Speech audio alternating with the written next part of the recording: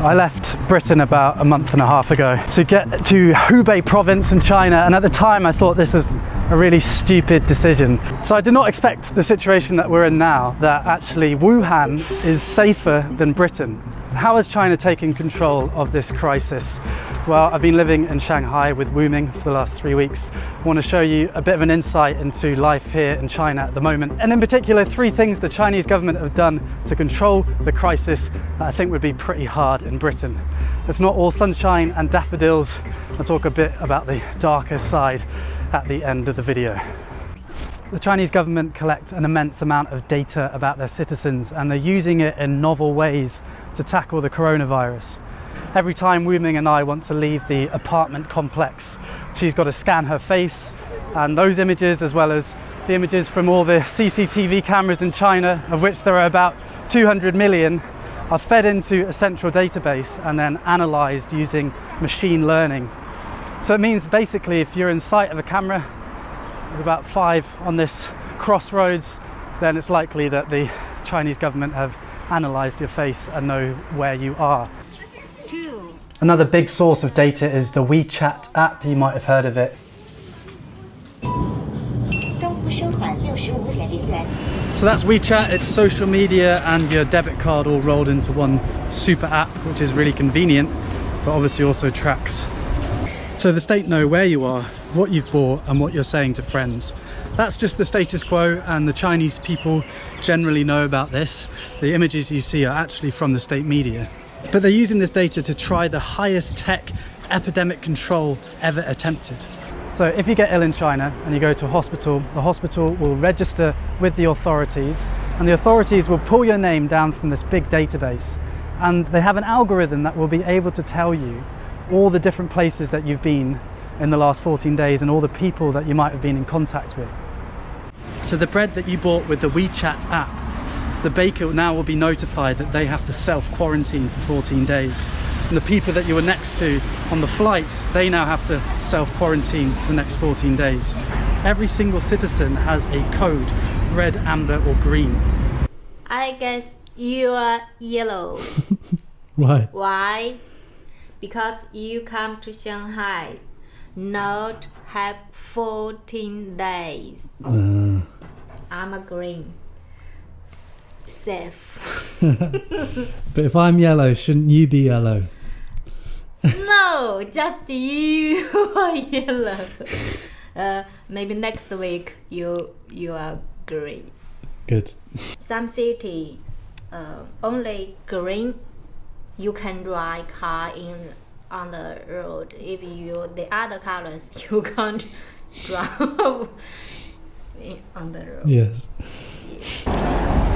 This does seem to be working because you can identify and contain hotspots before they get out of control. And it means that people can continue working if they're not at a risk of contamination, and then self-isolate if they are. We're in Shanghai, which is about 500 kilometers away from Wuhan, and the city's been locked down for months now. I mean, it's beginning to come back to life a bit.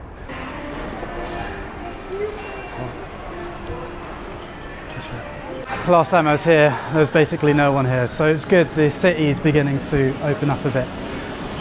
But generally you're not allowed to eat in the restaurants, you're allowed to buy takeaway, but you're not allowed to sit down and eat. This is Wuming's Tai Chi studio. My name is Wuming. I'm a Tai Chi teacher. This is my Tai Chi school because virus, so we can't teach our student. I don't know when we can open the door and welcome my student. Maybe next, maybe month. So I'm wait. Somebody give me repeat. The crisis has been a massive cost to the Chinese economy. They've taken the hit early on and hoping to reopen now most of the country. Every single person that comes into China now has to self-quarantine for 2 weeks. So every day I had to fill in this grid with my temperature. I'm just doing it now.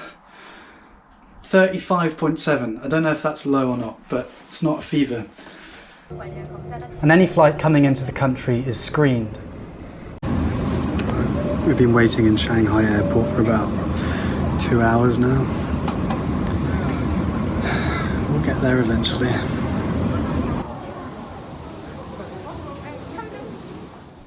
Compare that to Britain, where many flights left Italy, the centre of the European outbreak. On arrival, not even temperatures were taken. Controls were even tighter in Wuhan and Hubei, where you basically weren't allowed to leave the house, and you could only drive with a special permit. It's been the most aggressive disease control attempt ever in history. And it does seem to be working, because if people stay at home, the only people they can infect are their families, and then the transmission of the virus stops.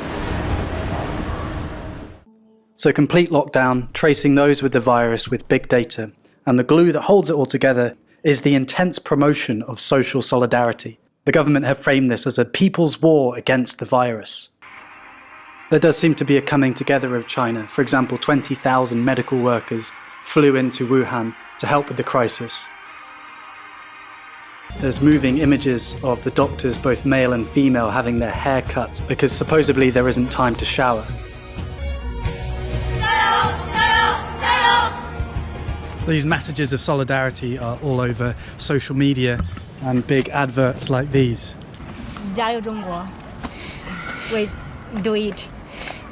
Overcoming the epidemic requires collective action and personal sacrifice, like not panic buying and staying at home when you're told to. And the Chinese state has tools like these, screens in every public space, as well as controlling social media, and that has meant that the Chinese populace has complied with the requirements to control the virus, and not only comply but feel proud about it, at least on the whole. Comparing these bold actions of the Chinese state against Britain's response, which has been wash your hands, it could make Western democracies look impotent, and that's certainly the narrative that the Chinese media are pushing. But as you've probably thought to yourself watching this video, there are downsides to these policies. I'm not going to talk about them. I'm in China to share their ancient philosophy and Tai Chi and all these wonderful things about China, and I don't want to risk anyone around me. But if you want to learn more, I would read Orwell, and I've linked some articles and videos in the description. I'd love to hear your thoughts on what we should and shouldn't take from China's experience. In this time of crisis, where I'm worrying about my loved ones like I imagine you are, I hope that we can get through this, and I hope that we remember our values, the values of freedom and mutual respect. Historically and today, these aren't the norm, and so they're precious. Thanks for watching. I will see you when I see you next. Mask back on.